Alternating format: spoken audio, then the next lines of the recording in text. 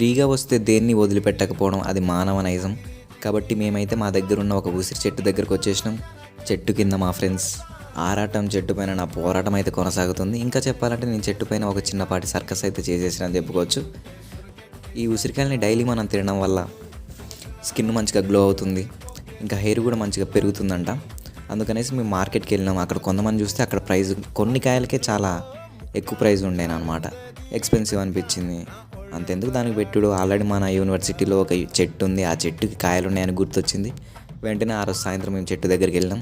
వెళ్ళిన తర్వాత నేను చెట్టు పైకి ఎక్కి కావాల్సిన అన్ని కాయలు అయితే దులిపేసిన.